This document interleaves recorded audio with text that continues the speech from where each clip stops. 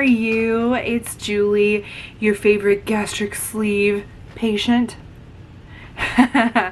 Welcome back. I wasn't able to do my week 2 recap just because last week was kind of busy, and if you're from Texas, you know that right now we're in Snowmageddon, which to all my friends and family up north, that means we're in a state of emergency. Luckily, we still have power. Everything's great. Been playing in the snow a lot, so it's been a lot of fun, but also I've been tired, so a little lethargic. Since I'm not eating a ton, it's easy to like do things. Like we went and played out in the snow at the park, and then I came home, I was exhausted, and I needed to take a nap. So I've been waffling between napping and getting things done. But week 2 went by pretty quickly. Still solid, only liquids, no solids. So I'm doing protein, water. Really a good friend of mine, Gatorade. Sponsor me, Gatorade. Gatorade Zero though, can't have the sugar. But I have been doing really well. So as of like Sunday, I was down to 111 kilos, which is I think roughly 245 pounds, which is a significant drop considering where I started. And I've been piecing together a time-lapse video so that way I can show everyone like where I started and where I'm going. Because this process isn't like just a overnight change. Well, kind of. It feels like an overnight change mentally and physically, but we'll get into that in a different video. But basically, I'm losing weight steadily over the weeks. So I'm actually hitting goals. I've made little micro goals for my ultimate goal. So then that way I can celebrate the little victories as I go. And I've also started doing my makeup more just to boost morale. Because sitting at home and looking at the snow, everything's really nice. But I want to feel good in my sweats. You know, I'm in my Denver sweater and a pair of Nike sweats. And my face is made up with fake eyelashes. I love it.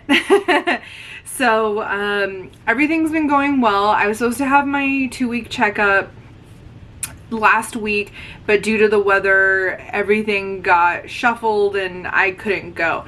So hopefully next week we can get in there and see what kind of progress I've made. So one thing is that the last video I did, I was a little hopped up. So now I'm off all the pain medication. I did have a couple of issues like with getting off of the painkillers and constipation and just run-of-the-mill things that they do warn you about. And I struggled quite a bit, and if you follow me on Instagram, you'll know that my pooping problem was actually really severe. Which no one likes to talk about poop, but I'm just laying it out there. If you are considering this surgery, or even it's like giving birth, like right after you give birth, it's rough. Made it through, and now I'm down to figuring out how to regulate, and everything is going really well. And honestly, the only thing that sucks is just not eating solid food. I'm making like chicken tortilla soup and then straining it out, all the chicken out, giving it to Jaeha. Q's been making me a lot of Korean style soups, like I don't know how to say it in English, but odaenguk.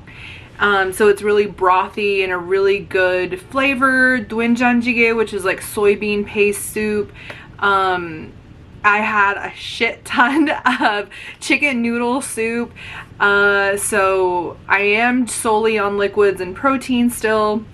Next Monday on the 21st, 21st, on the 21st, I think it's either a Sunday or a Monday, I'll be in the soft stage. So I'm really looking forward to that. And I know I have to go in slow, so I can't like dive in head first and just assume that my stomach's going to be able to handle all that.